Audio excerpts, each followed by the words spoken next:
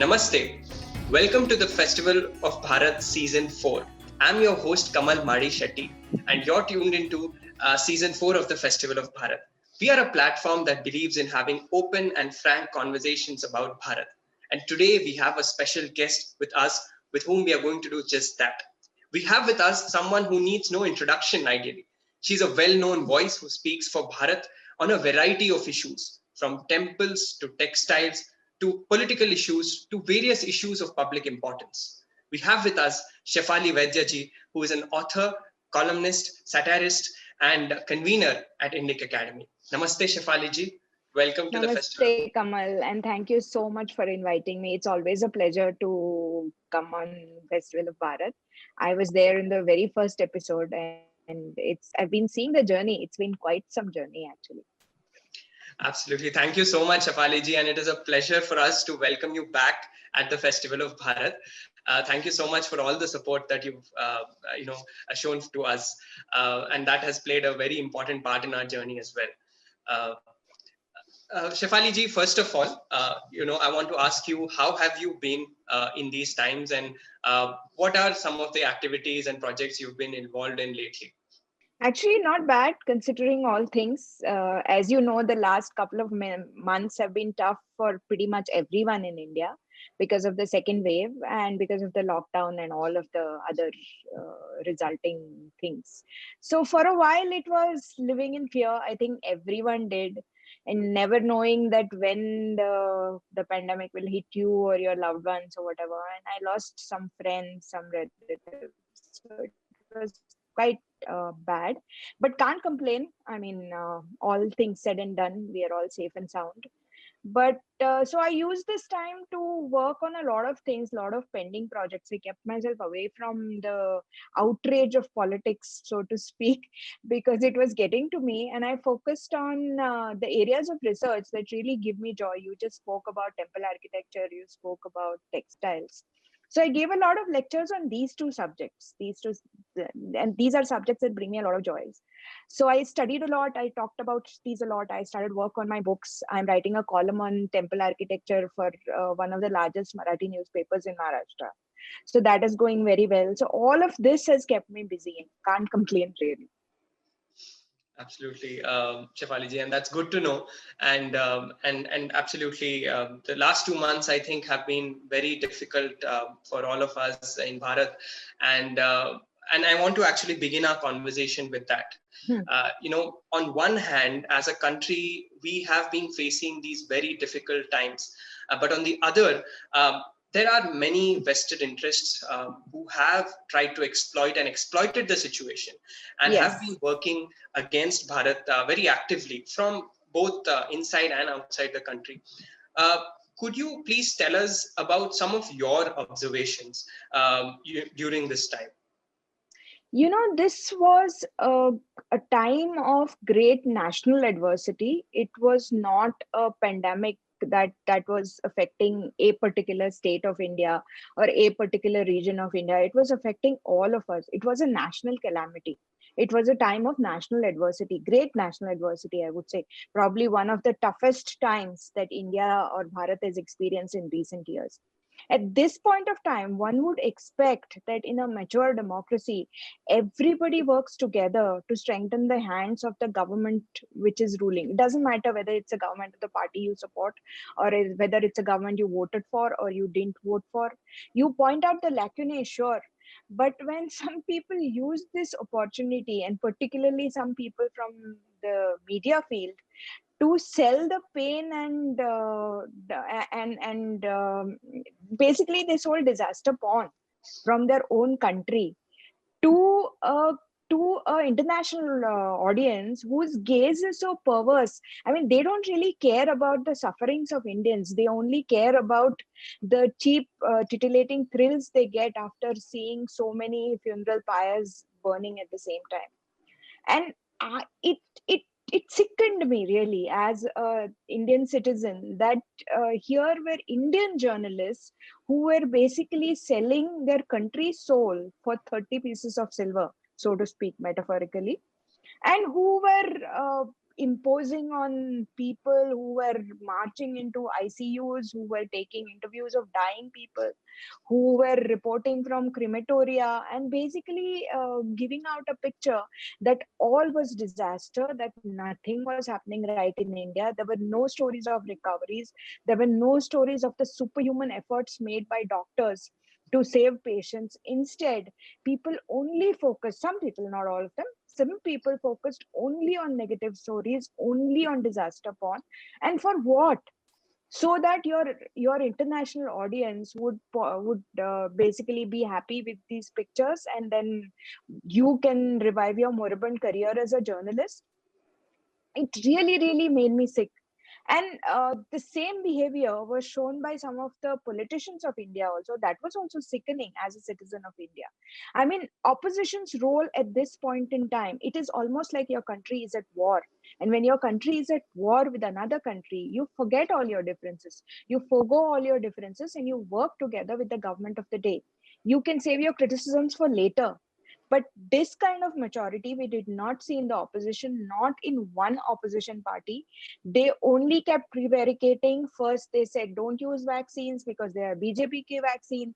Then they said vaccine सबको क्यों नहीं मिल रही है? मुझे सबसे पहले मिलनी चाहिए. They kept taking U-turns after U-turns after U-turns. And this whole rigmarole of lies and frankly, this wholesale dishing out of disaster porn is something that really sickened me as an Indian citizen. You could see that people were suffering. Okay, you didn't it didn't need a magician to make you see that. Obviously, India faced a second wave. Not just India, globally, there were the second wave hit with such ferocity that very few countries were prepared. You saw the same scenes in Japan, you saw the same scenes in Brazil, you saw the same scenes in the US.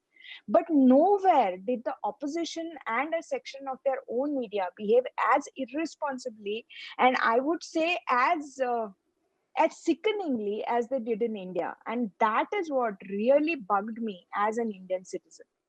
This was not the time to do politics. This was not the time to peddle disaster porn. This was a time to stand by your government. Sure, there were lacunae. Sure, there were things that could have been handled better. But then this wave hit us with so much of ferocity that for a while, any country, any administration would have been paralyzed.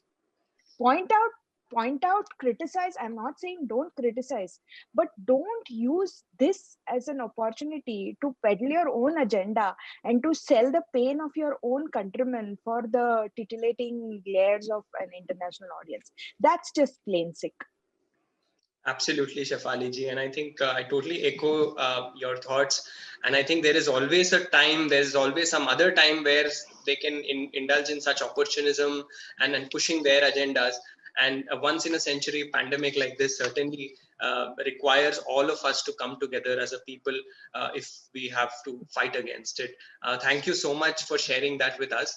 Shefali ji, in the last couple of months, one of the things we have also seen, especially recently, is that there have been repeated attempts to malign anything and everything to do with Prabhu Sri Ram and his devotees. Yes. Now, be it the fake controversy around the trust, the Ram Janmabhoomi Trust, or the lies that were blatantly spread about the man in Ghaziabad and the whole propaganda around it. Do you see a pattern to these narratives and these sort of hit jobs, so to say? Obviously, there's a pattern. The pattern is of Hindu hatred, and they're using Lord Sri Ram as an icon and Jai Sri Ram as a slogan, basically as a stick to beat Hindus with.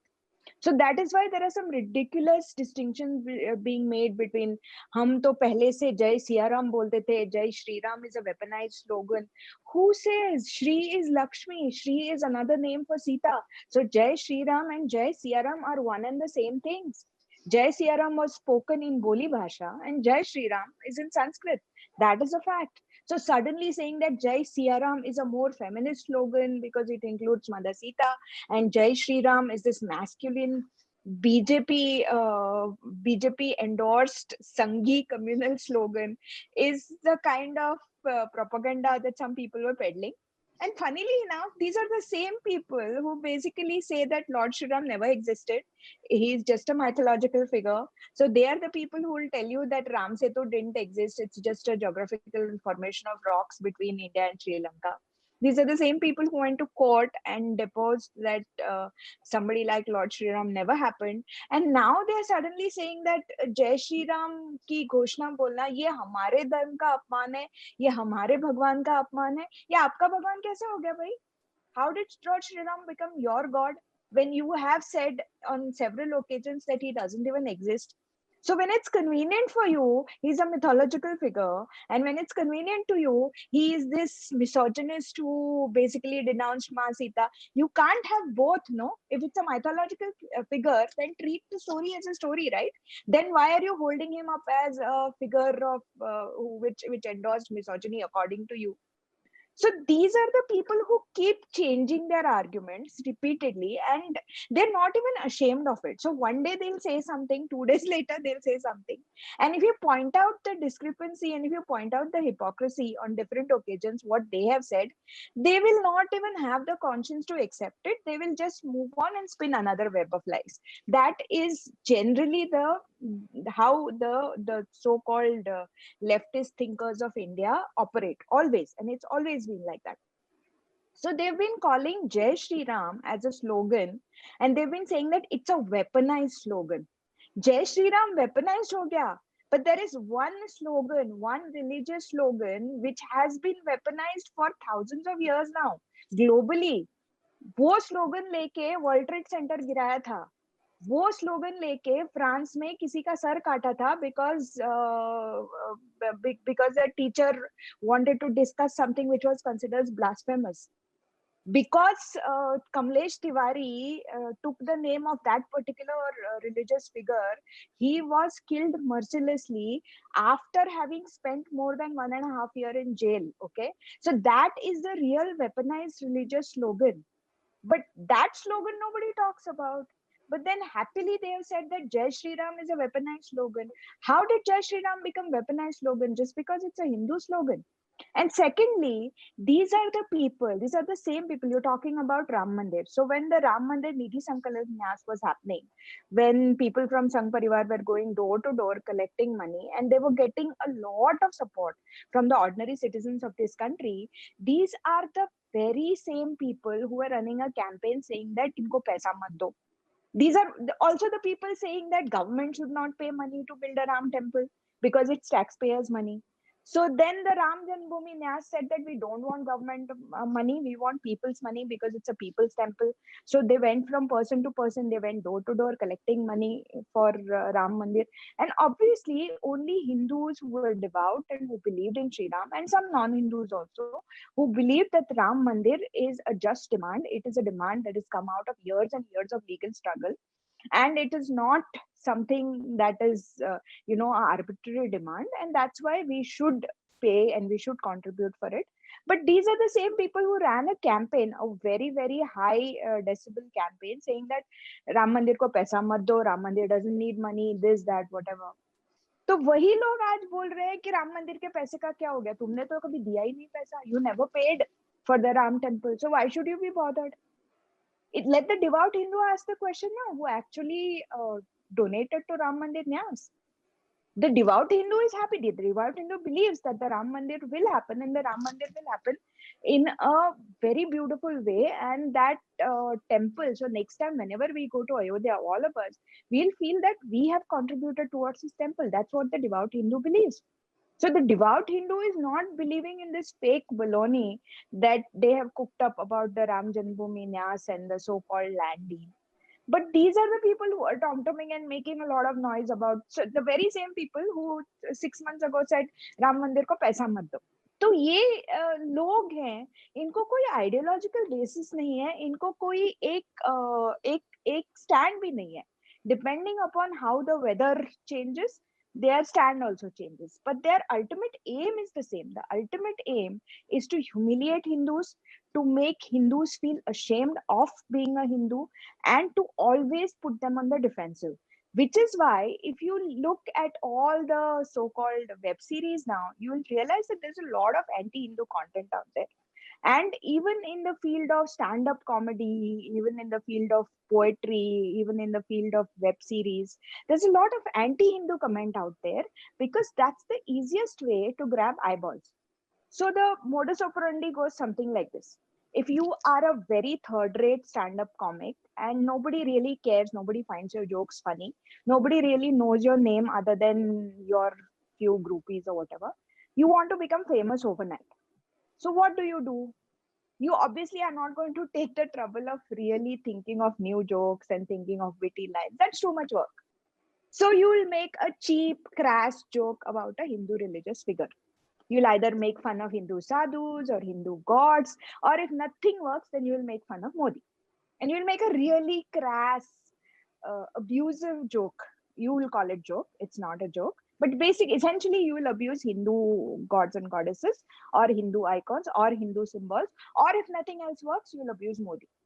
Then what will happen is, predictably, a lot of people will get triggered because that's the whole intention of making those jokes in the first place. So a lot of people will get triggered. 100 people will comment on whatever you have said. And out of those 100, 99 will basically tell you to take it down, and they will be very polite and very, considering the situation, they'll be surprisingly polite. But it will be that one person who is triggered, or it may be your own fake ID, which you've asked your groupies to make to write some really bad, really abusive comments or threats. And then you will highlight that one threat or that one comment and say, look at me, I'm being so threatened and my life is threatened. And you will make one whole drama like that some rapper MC Code or whoever, he did the same thing, right? So when his videos surfaced and there was a lot of furor, and these were disgusting videos, he should be in jail actually.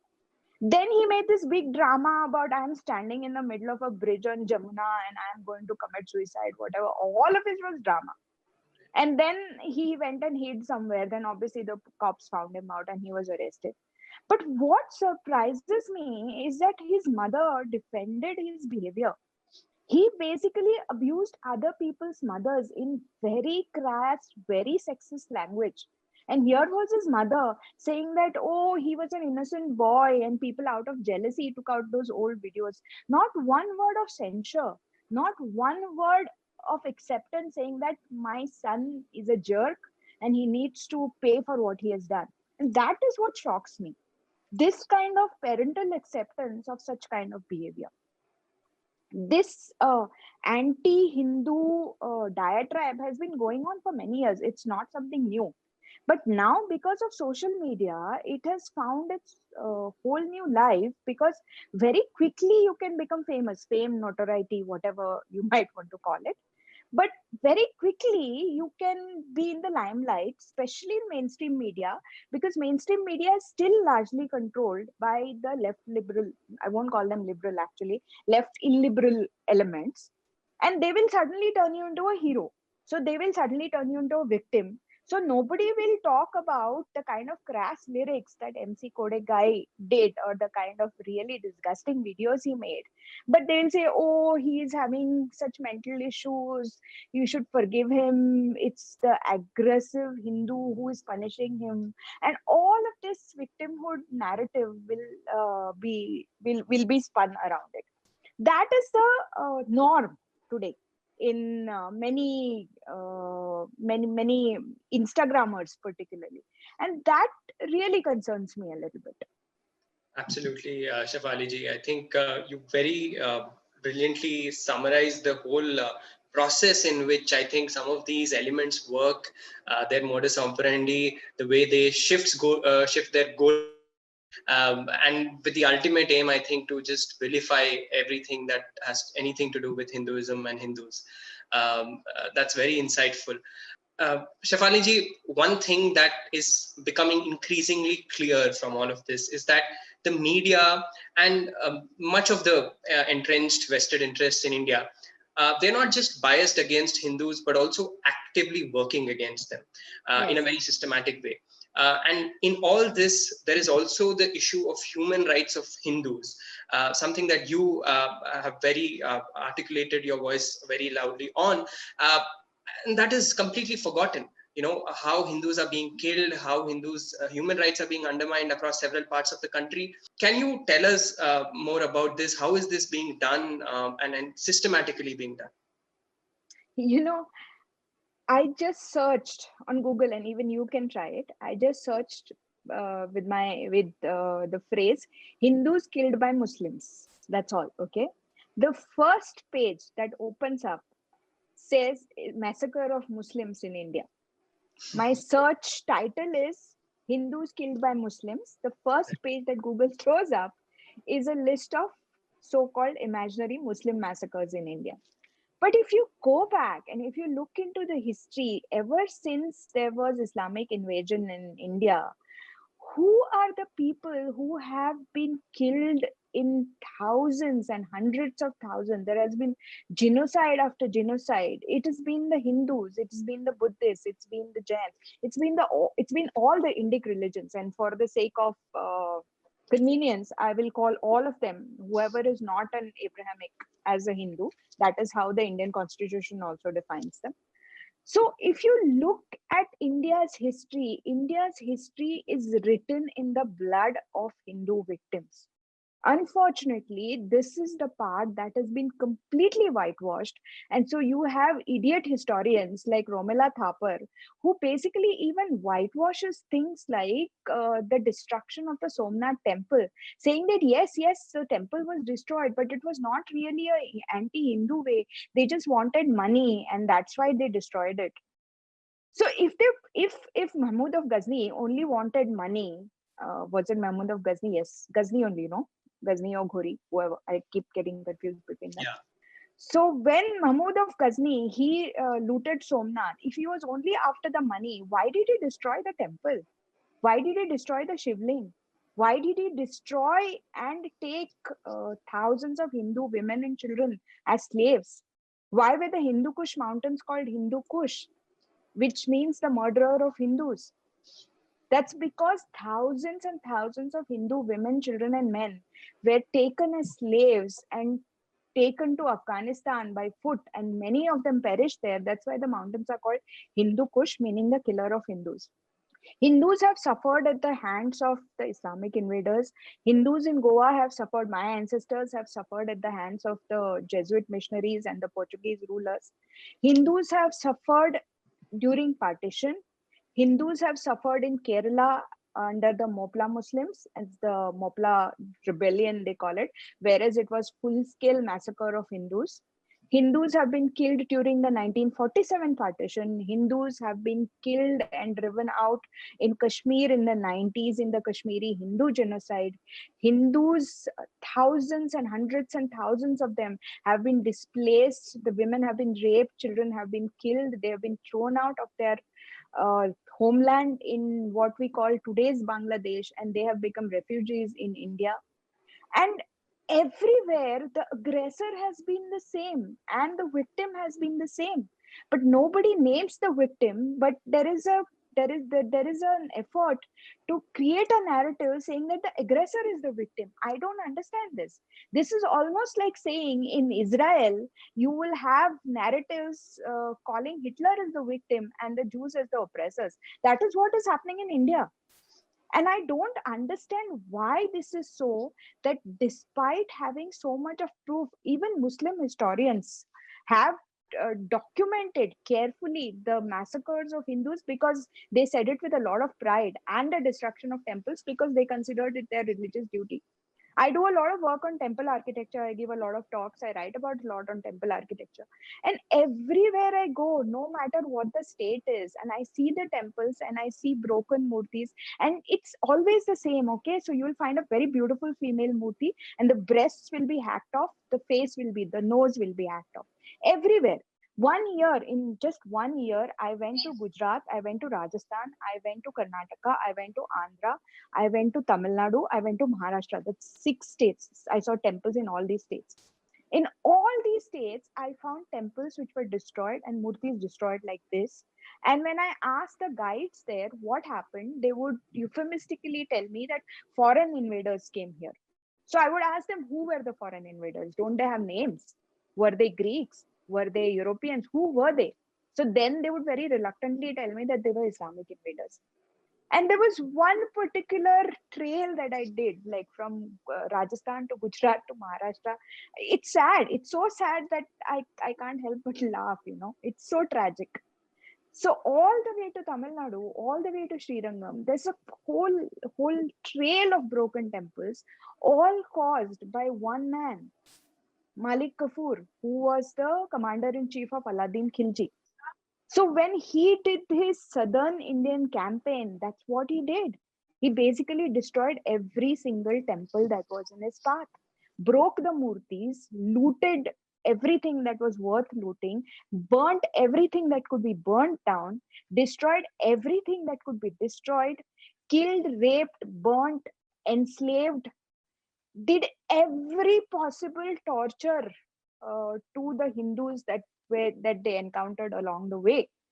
And still, we want to portray Aladdin Khilji as some kind of dewy-eyed lover boy in our films and make him sing and dance. I really don't understand what kind of masochism that has been enshrined among the Hindus that makes us look at our oppressors with such dewy-eyed innocence.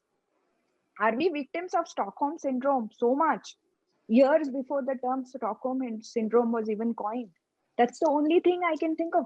It's the same thing in Goa, you know. Even just today, I heard a young Goan girl, young Goan Hindu girl, whose ancestors probably had to run away with just the clothes on their back to keep their dharma. And she is who she is because of that choice that they made. I heard her say today that okay, I know that the Portuguese destroyed temples in Goa, I know that the Portuguese broke the murtis, I know that they built churches where the temples used to be, but that's okay. They made Goa beautiful. And I'm like, you know, you owe your existence to the struggle that your ancestors had made, that they had left everything but they didn't leave their dharma, and you are who you are today because of the sacrifice that they made. And still, is it for this that they made the sacrifice? So this is something, the Hindu genocide is a reality. And unfortunately, the only museum today in India that documents Hindu genocide in all its entirety, right from the Muslim invasions to the Kashmiri Hindu genocide, is in Pune. And it started by a man who was not Indian by birth, he was French. It's Francois Gautier's Museum of Hindu Genocide. And every time I go there, because it's in Pune, I go there quite often. Every time I go there, I feel like crying. I feel depressed for days after that. And you know what the saddest part is? The genocide is not over. It's continuing. And it's continuing in little, you know, they, like, as they say, they bleed you by 1,000 cuts. It's continuing in 1,000 different places in India even today. You don't hear those cases because there are individuals and their names are not even mentioned. A few years ago, there was a guy called Prashant Pujari. He was just a flower seller in Karnataka in a place called Mudbidri. And here, I've been to that stall. I went and met his mother also. So it's literally a very, very 1 foot by 4 foot kind of flower stall where he used to sit with his father. And he was also a Gorakshak, as in he believed, he worked with the local VHP unit and he helped in protecting cows. And there's a lot of cow meat mafia in that region, in Uttar Kannada region of Karnataka. So because of that, there were some radicalized Muslims who were against him. So one day when he was sitting at his flower shop with his father, they came and in front of all the people, and his flower shop is right in the middle of the market, okay?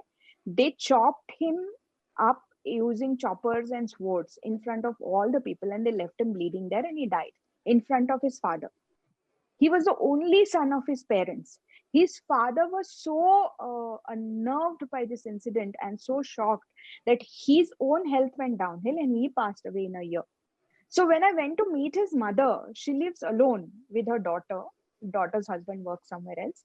So it's just these two women staying in that house, and there is a big photo of Prashant Pujari on the walls. And he's a young innocent man, okay. And it was not like he was killing anyone or beating anyone or whatever. He only was protecting cows.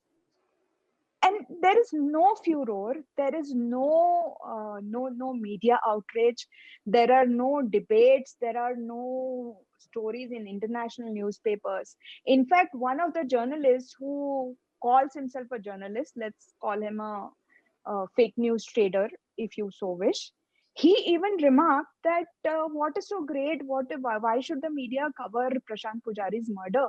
He was just a VHP activist, so that's collateral damage.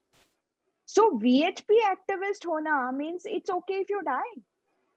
If you want to protect cows, which is what your religion tells you, that means that you can be chopped in the middle of a market by a gang of radicalized Muslims, and nothing. No, there should be no furor.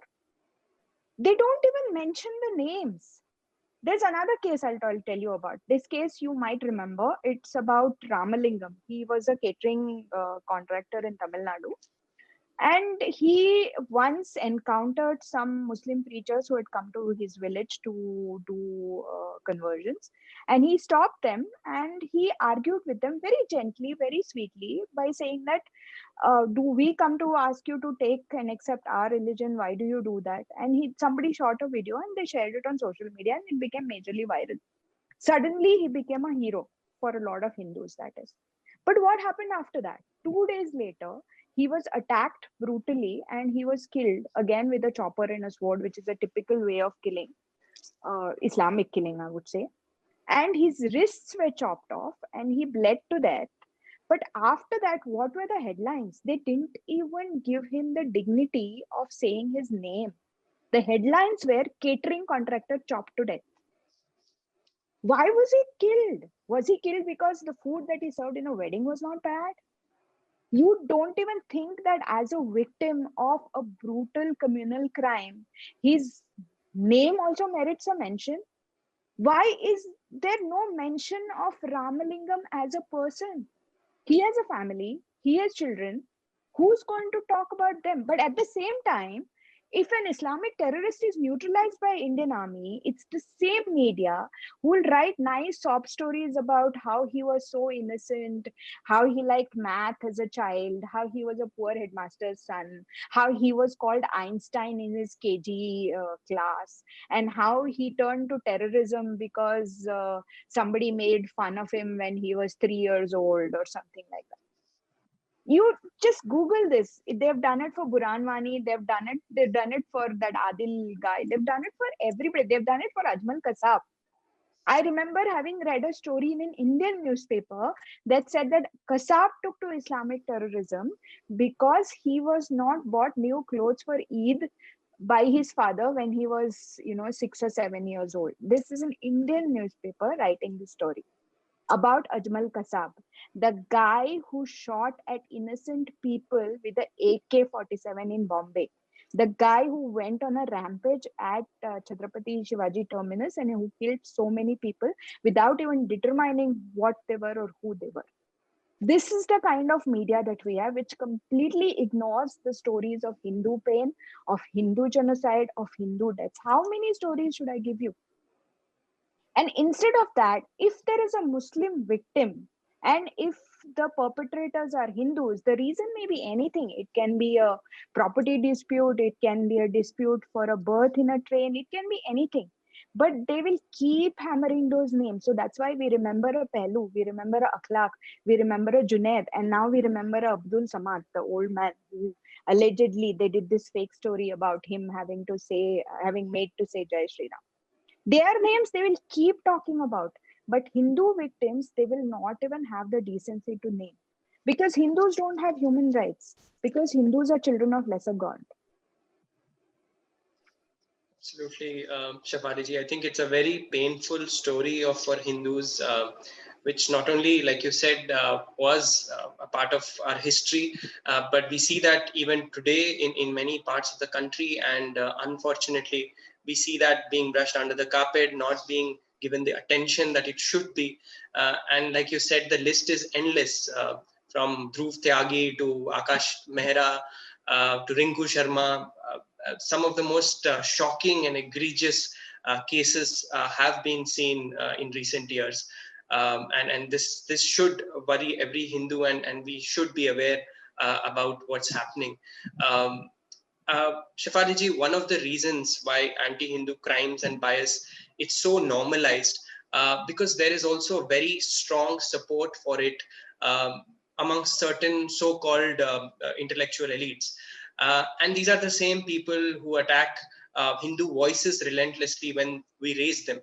How do they do it? And why also do they feel threatened by the voices who speak in support of Dharma? Why do they feel threatened? It's obvious, no? Nobody wants the underdog to have a voice, right? When for years and years and for centuries and centuries, you've had one class of people as the oppressors and one class of the people as the oppressed. You wouldn't want the oppressed to be assertive. You wouldn't want the oppressed to find their voice. You wouldn't want the oppressed to push back. I think it was Conrad Elst who had basically said that, I'll paraphrase. I don't remember the exact quote, but I'll paraphrase. The essence of the quote was that they hate Hindus because ours is the only surviving civilization. The entire world had polytheistic civilizations. Okay, everybody had them. The Greeks had them. The Romans had them. The Egyptians had them. The Mayans had them. The Incans had them. What happened to them? They are now all exhibits in museums. There is not a living civilization that is left on this planet other than ours. And if you go to Egypt today, and it's a spectacle, it's a tourist spectacle. The people of modern Egypt today, they have no connection with their past. They have no connection with their culture. They keep it alive only because it fetches them foreign exchange in tourism. If tourism was not there, then they would also turn into ISIS and burn all the mummies and all the statues and all the temples down. That's a fact. The reason why the world hates us, the so-called left thinkers hate us, is because we are still surviving despite everything else, despite every possible effort. And because of that, they always want to tell us stories, that Hindu stories of defeat, Hindu stories of giving up, Hindu stories of just rolling over and getting yourself killed. But that's not true. Even at the height of Mughal atrocities on Hindus, even with uh, with a bigot like Aurangzeb ruling India, even then people still held on to their dharma. Even despite what Inquisition did to the Hindus, the kind of torture they had to undergo, and this was unspeakable torture. Despite that, people like my ancestors, they left everything that they owned. They left land, they left riches, they left everything, and they just left with the clothes on their back because they wanted to hold on to their dharma. Similarly, even when the temples were destroyed, even when the Kashi Vishwanath temple kept getting destroyed successively by Islamic rulers, Hindus never gave up the space, they gave up the claim on their space. They always kept worshipping there. They always kept building makeshift temples there. And that is why the current Kashi Vishwanath temple, which is the last temple to be built by Ahilyabai Holkar, still exists at the same spot.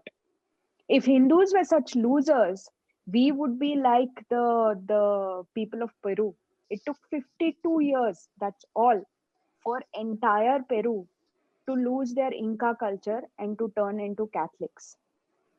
It took Egypt, Islam took over Egypt, Islam took over Iran, Islam took over great civilizations.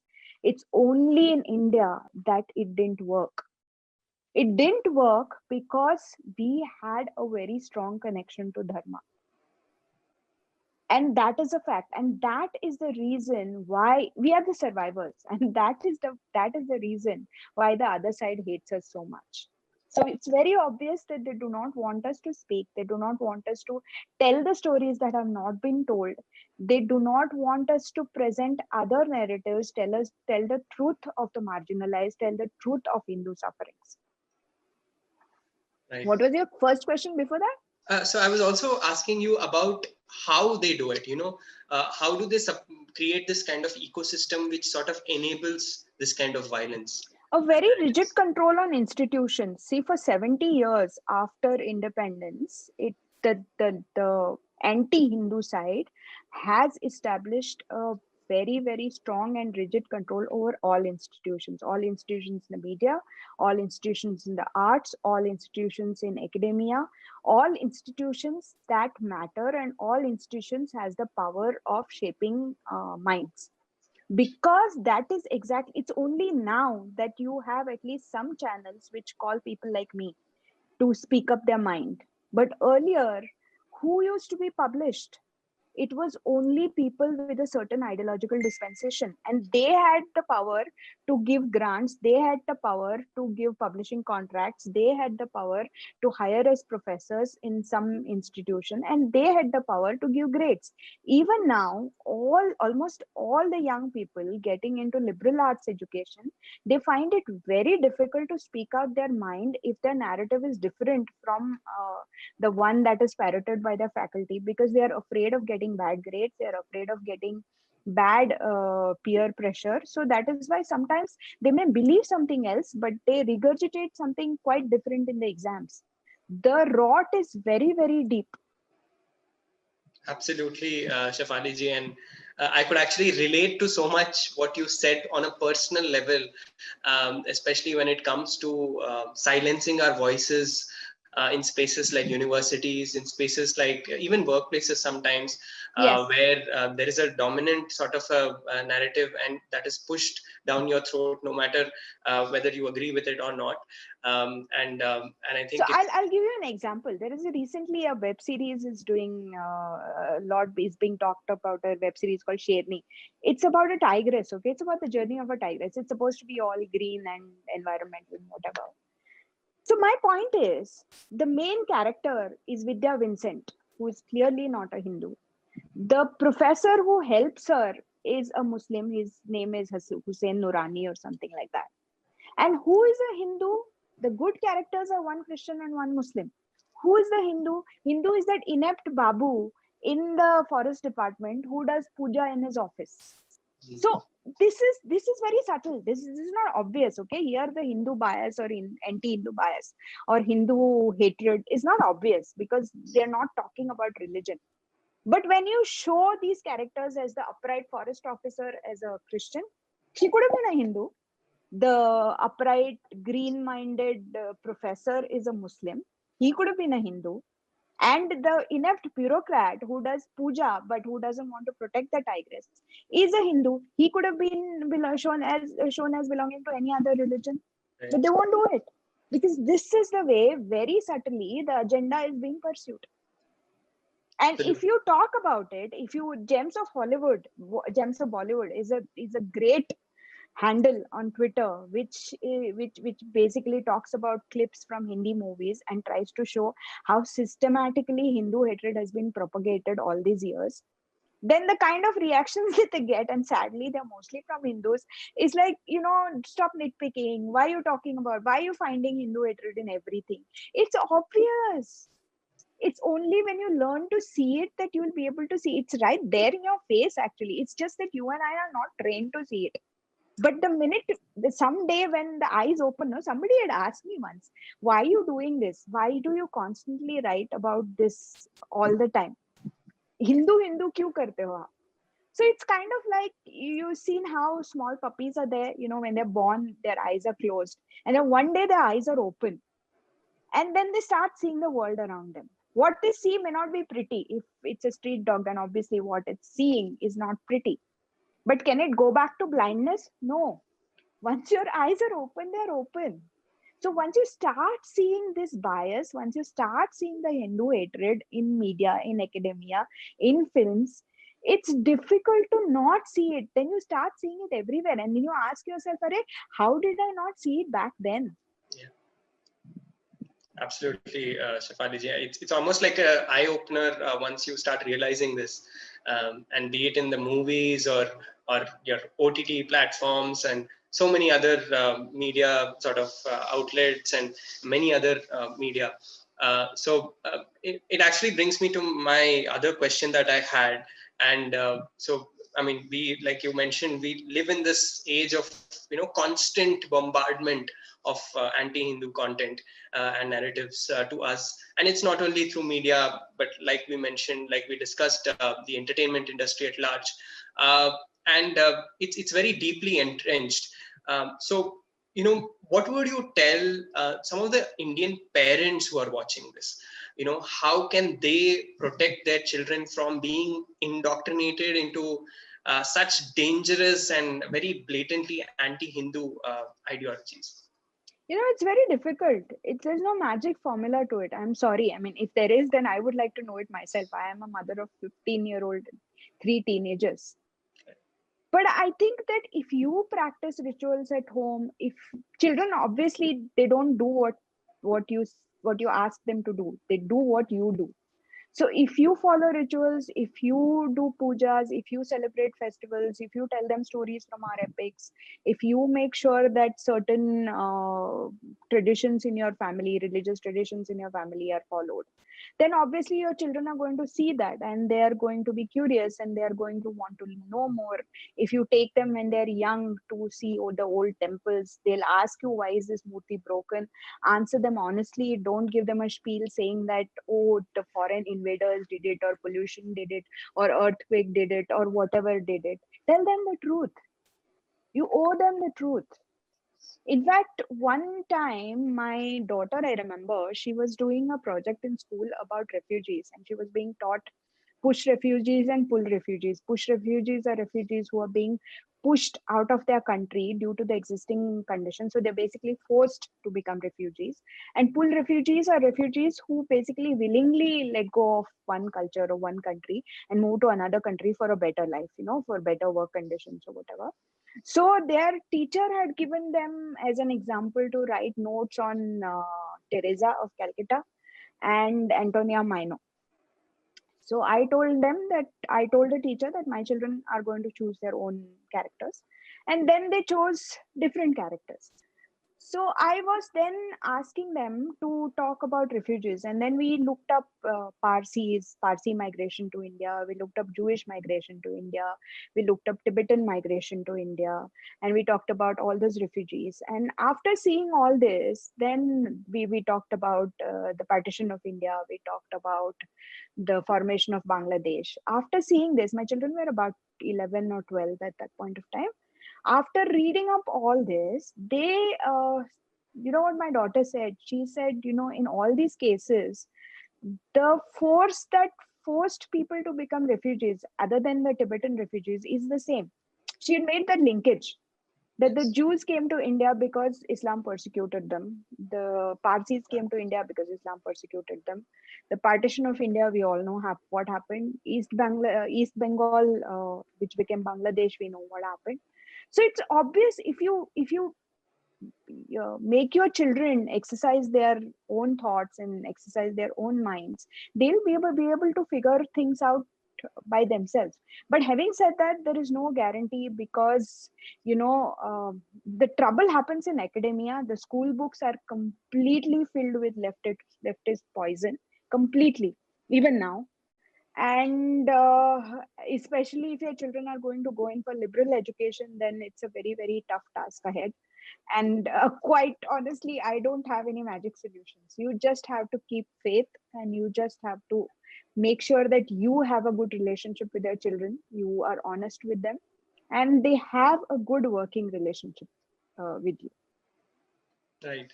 And I think, like you said, it is very important that all of us remain rooted to our rich civilizational heritage that we have inherited, and also be committed to the truth, and sort of pass that on from one generation to the other. Shefali ji, I think this also leads me to my next question, and I want to shift subjects a little bit here, and and to talk about our civilizational heritage. And I know that one of the things you are very passionate about, and we've touched upon it earlier, is Hindu temples.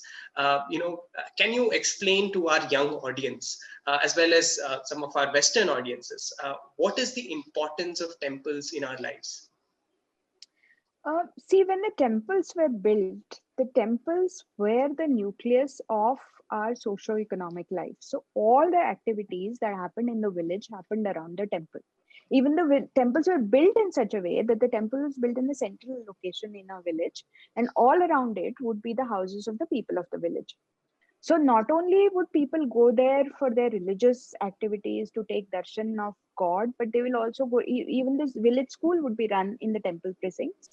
There would be a temple pushkarini, that's a temple water source, which would act as a water source for the entire village. And even today, in many Tamil Nadu villages, that custom continues because the pushkarini or the temple tank is so big that it collects all the rainwater, and even all the rainwater tunnels or channels in the village, they are formed in such a way that they all fall into the temple tank, so that in the summer months the temple tank has enough water to provide for the needs of the entire villagers. So it was eco-friendly, it was an educational hub, it was a religious hub. Every temple had a stage in the mandapa where people would perform. So there would be dance performances, there would be music performances, there would be theater. So it would be a source of entertainment also for the villagers. It would be a source to have their marriages there, all their religious functions there. So from birth to death, basically, your entire life would somehow be connected to the temple. The temple was not just one building that you would go to have a darshan of God, which we have made it today like that, unfortunately. It was an institution, it was a cultural institution around which the life of the entire village revolved. And even today, in many villages in India, that system still exists. There are many villages in Maharashtra. If you go there in the evening, after 5 o'clock, you'll see that everybody has come back home from work and people are getting together to chat. Where would they chat? They would chat under a people tree just outside the village temple, or they would sit in the temple sabha mandap and they would chat. That is the way they would talk about each other. They would talk about the village's affairs. They would talk about whether anybody needs any help. And this is the way the village bonding, the inter-community bonding used to happen. Schools, even today in the pandemic, I was reading the other day that because in the villages it's not always possible to get signals, what the villagers did was they put up a modem in the village temple, and they made sure that there's an internet connection in the village temple, and all the children of the village would come to the village temple and they would connect from there, and everything would be beamed on a TV and the children would sit there and learn. Which is, it's very close to how temples used to work thousands of years ago. It's The technology has changed, but that was primarily the purpose of temples. And this, I'm talking about the institutional purpose of temples. But structurally, Indian temples are such a beautiful, sublime example of art that I have been to more than 25 countries in the world. Nowhere have I seen architecture that is as sublime, as lofty, and as spiritually invigorating as, say, a Brihadeeswara temple in Tanjavur, or Kailashnath temple in Ellora, or Kailashnath temple in Kanchipuram. No way. Particularly the Kailash temple in Ellora, which is a monolithic building. It's a 3-story building carved top down from one whole mountain.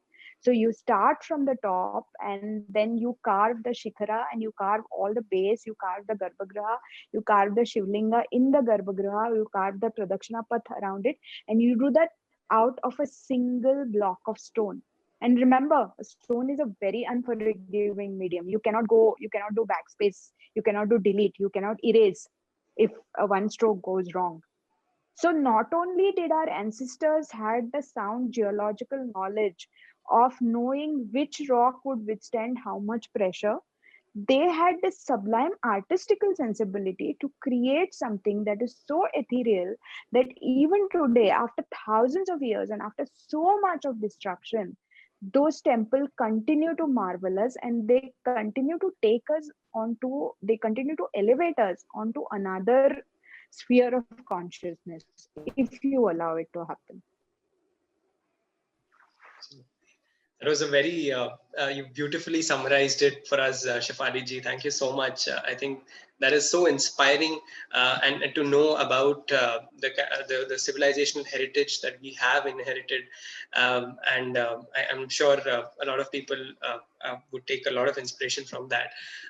Before I conclude this conversation, Shefali ji, I want to ask you about one other thing that you're very passionate about, and that is the Indian handlooms. Please tell us, what according to you makes Indian handloom so special?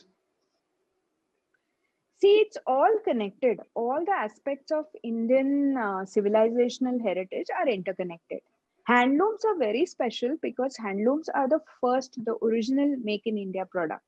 So if you go back to the Sindhu Saraswati civilization days, and if you go back to the excavations of Harappa and Mohenjo-daro, there have been scraps of cotton found there, which earlier was believed that it was about 3,500 to 5,000 years ago. But now recent excavations by Deccan College at Rakhigarhi believe that the time span of the Sindhu Saraswati civilization goes back by about 2,000 to 2,500 years. So you would say that these artifacts are about 5,000 to 6,000 BCE, which means they are about 7,000 years old. So 7,000 years ago, our ancestors not only did not know how to cultivate cotton, they obviously knew it. They knew how to spin cotton into yarn. They had rudimentary looms because they have found many spindles and bobbins in those excavation sites. So they knew how to weave that yarn. And not only that, they also knew how to color that yarn and use mordants to fix the color, because there have been scraps of cotton found attached to a vase in Harappa, which has been dyed red using madder or manjishta, which is a dye that India uses even today to color textiles. So we have a living tradition, and it is pretty much followed, again, despite so much of disruptions, so many invasions, so many economic upheavals, so many religious upheavals in the country. This tradition of handloom weaving has survived in India, and that in itself is really a miracle. So if you go to Ajanta today and if you see those beautiful wall paintings, and many of these have, beautiful paintings of the textiles that the figures are wearing. And there are two bodhisattvas there. One is a Padmapani bodhisattva and one is a Vajrapani bodhisattva. And both of them are wearing what is known as Kattivasta, a cloth around their waist. And on that cloth, you can very clearly see ikat motifs. Ikat is a fabric where the yarn is tied and dyed before it's woven, and then afterwards it's woven according to the motif that it's tied and dyed with. So that same pattern that you see, and these scales are 200 CE, almost 1,800 years old. And you see the same pattern with the same color schemes being woven even today in a village in Odisha. And when you actually go and see it being woven and you juxtapose it in your mind against the painting that you have seen, which belongs to 200 CE in Ajanta, you actually get goose pimples. I got goose pimples. That this is a tradition that has survived intact for 1,800 years. Even now, today, when the whole world is talking about slow fashion, the whole world is talking about sustainability, using less resources, producing less, consuming less, what can be more sustainable and what can be more slow fashion than handloom cloth? And you can use handloom cloth for everything. It's a myth saying that handloom cloth can be used only in saris. You can stitch shirts out of handloom also. You can have towels of handloom also. You can have bed sheets of handlooms also. You can have home linen of handloom also. But it is a craft that is going to sustain us in the future as well.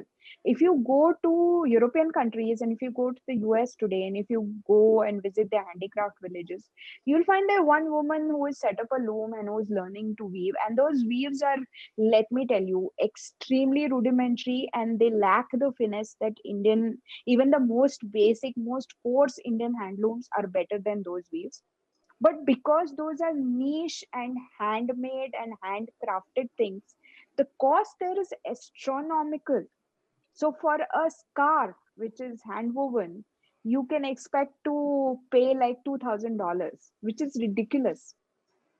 But that is the value they pay for handmade things.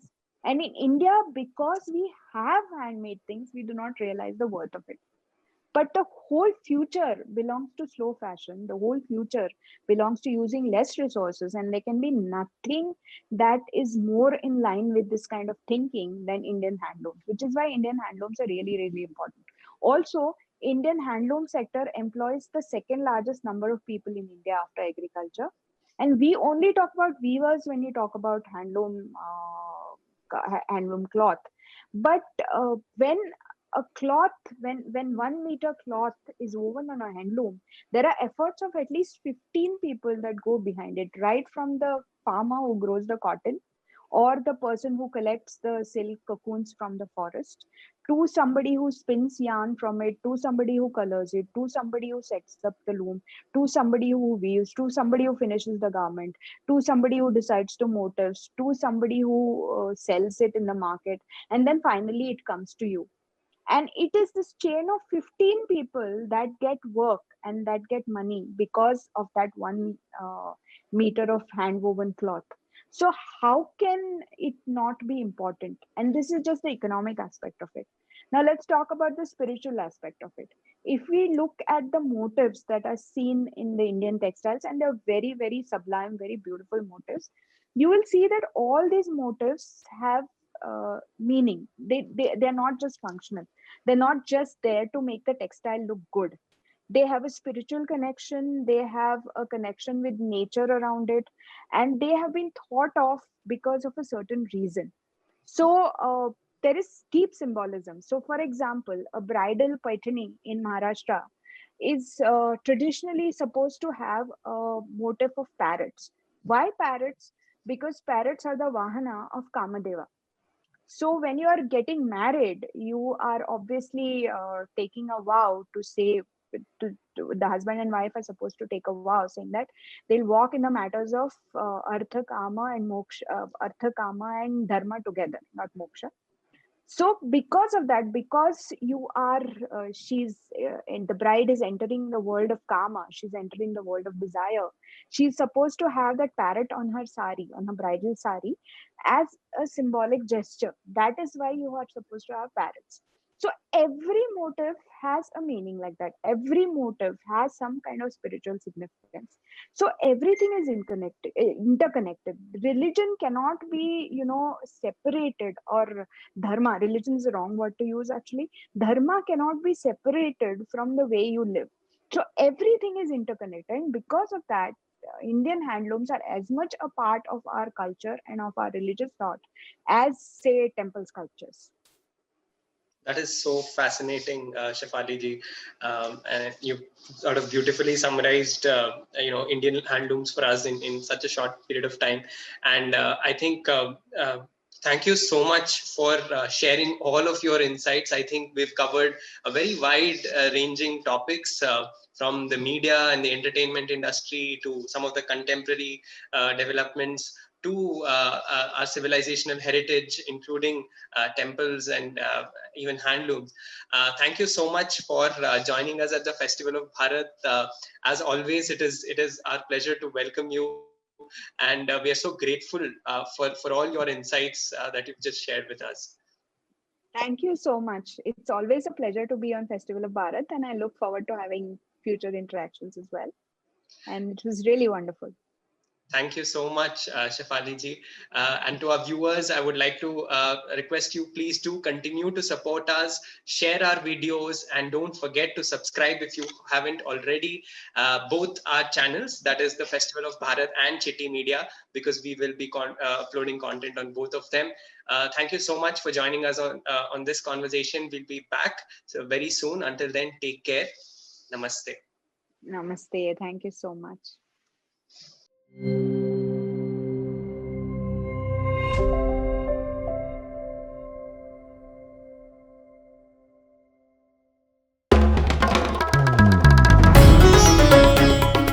Namaste.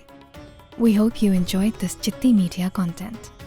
Please remember to subscribe to us and switch on the notifications for this channel. For our other social media links, more content, and to support our work, please visit citti.net. Dhanyavad. Namaskar.